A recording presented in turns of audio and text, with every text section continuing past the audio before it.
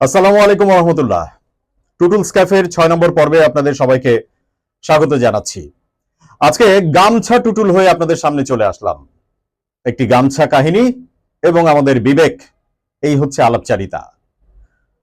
শুরুতেই আমরা চলেন একটা গামছার ছবি দেখে নেই। হ্যাঁ, শুধুমাত্র গামছাটাই দেখবেন। দেখলেন, অনেকে চিনতেও পেরেছেন এটা সেই বিখ্যাত বা আলোচিত গামছা। এবার আমার কাঁধে একটা গামছা আছে, একটা পুরনো টাওয়েল আছে।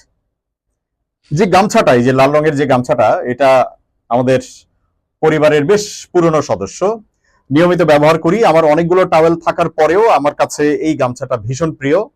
আমার কেন যেন গামছা ব্যবহার করতে ভালো লাগে, গামছা দিয়ে ঘাম মুছতে ভালো লাগে, মুখ মুছতে ভালো লাগে, আর গামছার ঘ্রাণটা নিতেও ভালো লাগে। তো এই গামছাটা আমাদের পরিবারের সঙ্গে কত বছর ধরে আছে জানেন? 8 বছর হয়ে গেছে। আমরা নিয়মিত ব্যবহার করি, এটা কিন্তু নিয়মিত ব্যবহার করি, এমন না যে এটা ভাঁজ টাজ করে তুলে রাখি, তা না। মানে আমাদের কান্না আসলে যেমন চোখ মুছি, আবার একই সঙ্গে আমাদের ঘাম আসলে আমরা ঘাম মুছি। সেই সঙ্গে অনেক সময় আমি গোসল করতে গেলেও এই গামছাটা ব্যবহার করি। মুখ হাত ধুলেও আমি এই গামছা দিয়ে মুখটা মুছি। তারপরেও এই গামছার বুননটা দেখেন এখনো কি সুন্দর আছে। যদিও 8 বছর আগে এটা নিশ্চয়ই আরো অনেক বেশি টকটকে লাল ছিল, রংটা কিছুটা ফেড হয়ে গেছে, কিন্তু গামছা তো ঠিকই আছে।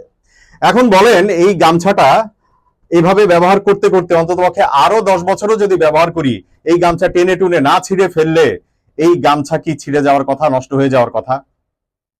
এবার আমার কাঁধে এই যে যেই টাওয়েলটা দেখতে পাচ্ছেন, বেশ পুরনো, রংটা একদম জ্বলে গেছে, কিন্তু এখন আমাদের পরিবারের সঙ্গে আছে। এমন না যে এটা দিয়ে আমরা ঘর মুছছি, এটাও আমরা ব্যবহার করি, এটা এখন আমরা ব্যবহার করি। এটা, এই গামছাটা আমাদের সঙ্গে আছে, বা এই টাওয়েলটা আমাদের সঙ্গে আছে অলমোস্ট 18 বছর ধরে, প্রায় 18 বছর ধরে এখনো আছে। আমার এরকম আরো অনেক কিছু আছে, যেমন আমার একটা মাফলার আছে, যেটা আমার আব্বু আমাকে 92 সালে কিনে দিয়েছিলেন। সেই 92 সালের মাফলারটা এখনো এখনো আছে আমার কাছে, এখনো আছে, এবং প্রতি শীতে সেটা র্যান্ডম আমি ব্যবহার করি। এখন আবার আমার বাচ্চারা পর্যন্ত সেটা ব্যবহার করে, কারণ দাদার দেওয়া একটা চিহ্ন, উপহার, এবং আমি আমার বাবার সেই উপহারটা ফেলে দেইনি, এবং সেটা কিন্তু র্যান্ডম ব্যবহার করি। রংটা একটু জ্বলে গেছে, কিন্তু তারপরেও সব ঠিকঠাক আছে, অর্থাৎ যদি বেঁচে থাকি আরো 30 বছরেও ওটা নষ্ট হবে না। কাপড় চোপড় যারা কিনে পরেন, বা কাপড় চোপড় সম্পর্কে যাদের ধারণা আছে, টেনে টুনে না ছিঁড়লে, কোনো জায়গায় লেগে না ছিঁড়ে গেলে, একটা শার্ট বলেন, একটা গামছা বলেন, এটা কি সহজে নষ্ট হয়? আমাদের না বিবেকটা মরে গেছে। আমাদের না শির দ্বারা উঁচু করে দাঁড়িয়ে থাকতে আমাদের ভালো লাগে না। আমাদের ওই হুজুর হুজুর নম নম সহমত ভাই হয়ে টিকে থাকতেই ভালো লাগে, এবং আমাদের মানসিকতাটা আসলে ওই রকমই হয়ে গেছে। এই জন্য সাদাকে সাদা, কালোকে কালো, বা সত্যকে সত্য হিসেবে আমাদের স্বার্থে যদি লেগে যায়, বা মানুষটা যদি একটু বিপক্ষের কেউ হয়ে যায়, অথবা যদি তার সঙ্গে দর্শনগত কোনো জায়গায় যদি আমার কোনো ঝামেলা থাকে, তাহলে আমরা সেটা মেনে নেব না। আমাদের বরং ওই জিওপলিটিক্যাল জায়গা থেকে বলেন, অথবা ডোমেস্টিক পলিটিক্যাল জায়গা থেকে বলেন, আমরা আসলে হুজুর হুজুর করার জন্যই আমাদের কেন যেন জন্ম হয়েছে, এবং আমরা সেটা করতেই পছন্দ করি।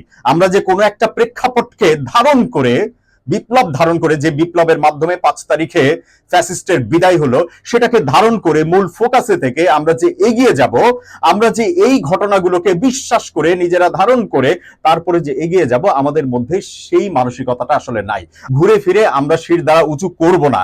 আমাদেরকে যতই সম্মানিত করতে বলা হোক না কেন, যতই যাই বলা হোক না কেন, আমরা সেটা করব না। মানে আমাদের সেটা ভালো লাগে না।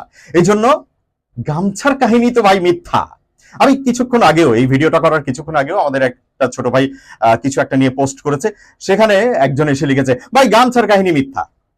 মানে সে নিশ্চিত এই গামছাটা ওই আজমি সাহেব, আয়মান আজমি সাহেব আয়নাঘর থেকে ফিরে এসে যে গল্প বলছেন, এই গল্পটাকে মিথ্যা প্রমাণ করার জন্য গামছা যে মিথ্যা সেটা প্রমাণ করছেন অনেকে। মানে ওই গামছা, মানে এত পুরনো 8-10 বছরে একটা গামছা কি এরকম থাকে নাকি? আরে ভাইয়া, মানে আপনি কাহিনী নিবেন না, তারপর আবার ওই যে জাতীয় সঙ্গীত নিয়েও লেগে গেছে। মানে উনি যে এত লোমহর্ষক, বা এত বেদনাতুর, বা এত ভয়াবহ কাহিনী বললেন, এত কষ্টের কাহিনী বললেন, সেটা আমরা গ্রহণ করলাম না। আমরা আসলে মাঝখান থেকে উনি আবার জাতীয় সঙ্গীত নিয়ে কি বললেন সেটা নিয়ে এখন লেগে গেছি।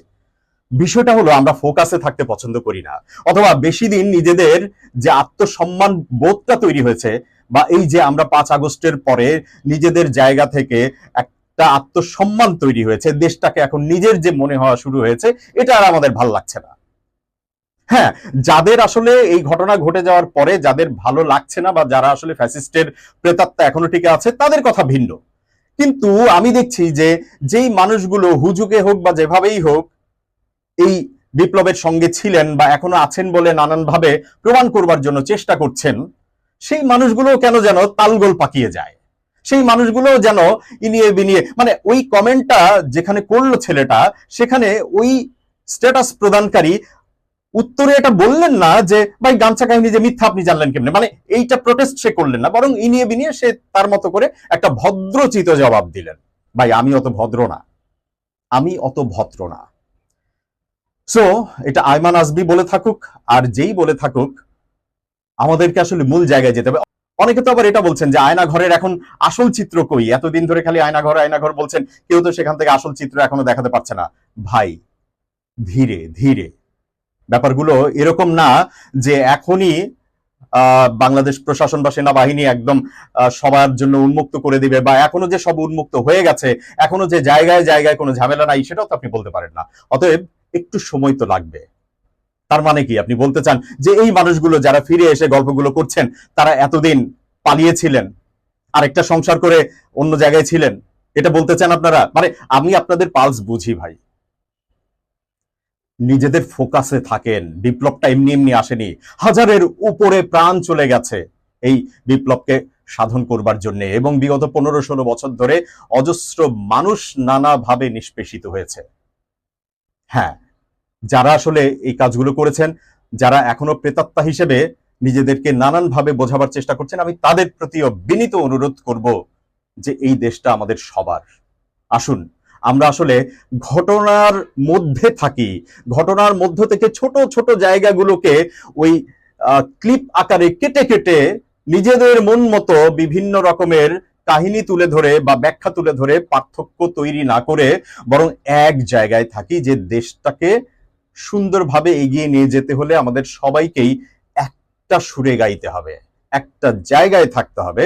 এবং একজন মানুষ যখন নির্যাতিত হয়ে ফিরে এসে বা তার নির্যাতনের গল্প করেন, সেটা প্রাথমিকভাবে আপনাকে বিশ্বাস করতে হবে, তারপরে বাকিটা ইতিহাসের উপর ছেড়ে দেন। এই যে আমাদেরকে বিভিন্ন চেতনা চেতনা চেতনার গল্প দিয়ে অন্ধকারের মধ্যে রেখে দেওয়া হয়েছিল, মুক্তিযুদ্ধের চেতনা, এই চেতনা সেই চেতনা। মুক্তিযুদ্ধের চেতনাকে আমি শ্রদ্ধা করি, কারণ ওই মুক্তিযুদ্ধ না হলে, 71 না হলে এই দেশ আমরা পেতাম না। এদেশের মানুষ যদি প্রাণ না দিত, তাহলে এই বাংলাদেশ আমরা পেতাম না। আমি শ্রদ্ধা করি, মানে চেতনা বিক্রি করে করে করে করে আমাদেরকে একটা অন্ধকারে রেখে এই যে দেশের 12টা বাজানো হয়েছে, তার চেয়ে বরং চেতনা বুকে লালন করে বা ধারণ করে আমরা যদি আমাদের কর্ম দিয়ে, আমাদের সৎকর্ম দিয়ে, ভালো কাজ দিয়ে, এবং নির্যাতিত নিপীড়িত মানুষগুলোর কথাগুলোকে বিশ্বাস করে তাদেরকে নিয়ে আমরা যদি সামনে এগোতে পারি, তাহলে দেশের উন্নয়ন। শুধুমাত্র চেতনা দিয়ে বা চেতনা ধারণ করে লালন করে নিজেকে একজন চেতনাবাজ মনে করলে আসলে দেশের উন্নয়ন হবে না। কিছুটা এলোমেলো কথাগুলো বললাম, কারণ এই কথাগুলোকে আসলে গুছিয়ে বলার মতো মানসিক অবস্থায় আমি নাই। ভালো থাকবেন সবাই, আল্লাহ হাফিজ।